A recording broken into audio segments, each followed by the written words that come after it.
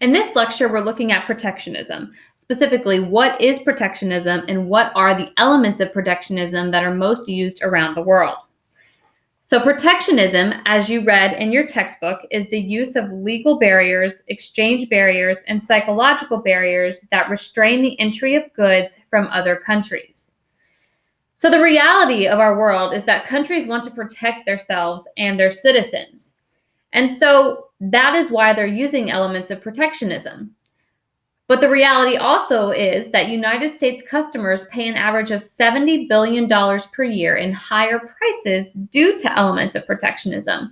So something to keep in the back of your mind, and the question that'll relate directly to our discussion post for this module is protectionism really a good thing? What are the benefits, and do they outweigh some of the negatives, such as consumers paying additional funds in higher prices due to some of these elements? So let's talk specifically about a few elements of protectionism. The most common element of protectionism used by governments is what we call a tariff. And a tariff is a tax imposed by a government on goods that are entering at its borders.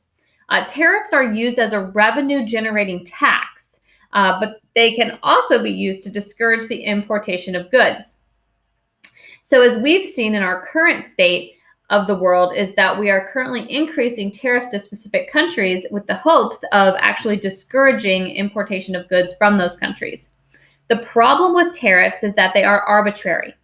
They can be discriminatory, and they require constant administration and supervision by government officials.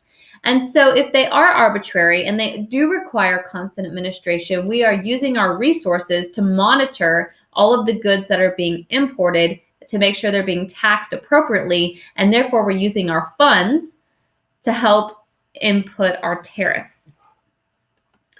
So here's some examples of tariffs that are on products being imported into the United States. So the pencil lead that you're probably using, there's no tariff there. If you want to import live reptiles into the United States, there are no tariffs there. But pet toys have a 4.3% tax. The ballpoint pens that you're probably using have an 8-cent tax each, and also a bulk tax of 5.4%. So these tariffs, right, prices, taxes that the country is paying on these goods to get them into the United States is going to ultimately increase the price that you, the consumer, are paying for some of these products. I have the web link on this slide, and it's also in your discussion post, but you can look up your favorite products that you use on a regular basis through the United States Tariffs database to see how much tax is actually imposed on products being imported at our barriers. A second element of protectionism is a quota.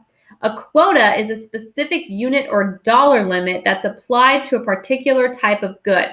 So an example of that would be Great Britain and how they limit imported television sets. So Great Britain limits the number of television sets that can be imported from other countries. And we know that Japan does have a large production of televisions, and so does the United States. But Great Britain has imposed this quota, right, a specific number that can be imported to help with the sales of products that are produced at their own domestic country. Another example would be Italy, restricting the number of Japanese motorcycles that can be imported into the country each year. And if you think about that, in Italy, most people drive motorbikes of some sort. So they're not driving as many vehicles as we drive in the United States. And they're limiting the number of imports to help increase the sales of products that are produced internally in their country. Another example of a quota would be China, who actually imposed a quota on the movie Avatar. So you can impose quotas on technology as well. So they actually only allowed the 3D version to be shown in theaters for a set period of time. Another example in the United States, we have quotas on sugar and peanuts, so the amount of sugar that can be imported into our country and the number of peanuts that can be imported in. We currently don't have any absolute quotas. Most of the quotas in the United States are tied to tariffs. So you might see that as you're looking at the tariff database, that there are some products that have quotas tied to those tariffs there. And again, quotas are going to increase the price of goods to consumers. If I'm limiting the number of imports, that means I'm going to increase the price of each of those products being sold in that country.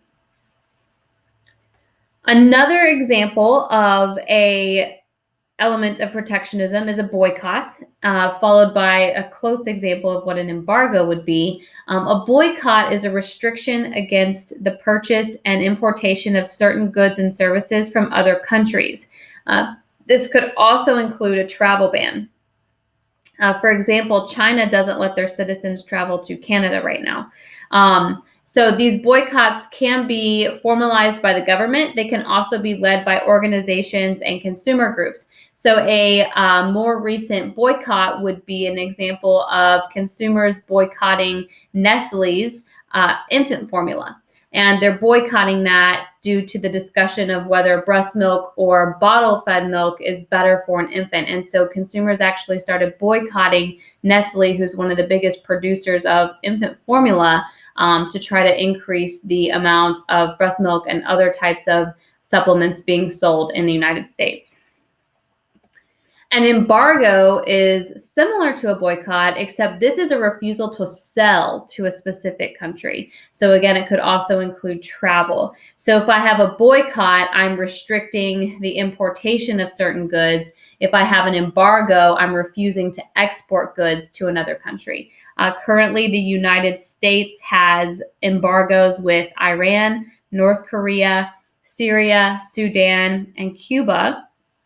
And these embargoes are usually used against countries that the embargoing country has disputes with. Now, you've probably heard a lot of talk about the embargo with Cuba.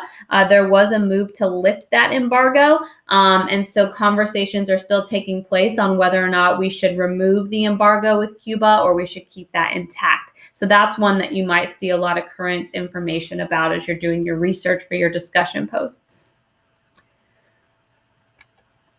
The last element of protectionism that we're going to talk about in this lecture is what we call a standard. Standards are used to protect the health and safety of consumers. They also protect product quality of a product being imported into the country. As great as standards are, they can actually restrict trade. If you look at official standards, and I have up here from the Department of Agriculture, the official U.S. standards for grains, each country gets to set standards for products being imported in. So they get to set product quality standards, and most likely you tie a lot of product quality standards with food products, and food products do have the highest level of standards, again, to try to protect the health and safety of consumers. But an example of a U.S. standard is the amount of fruit that's allowed to be in jam. So you'll often see that printed on food labels, 95% fruit, 50% fruit juice, right? In addition to other byproducts that might be in your jam. And so the amount of fruit required in jam varies per country around the world.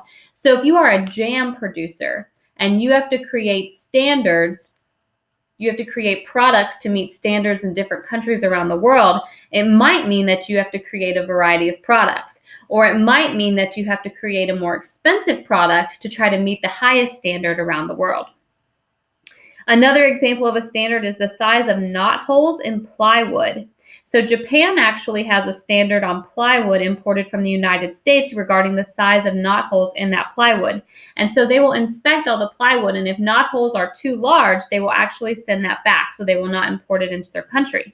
And this increases cost for the United States manufacturers of plywood because they have to make sure that these standards are being met.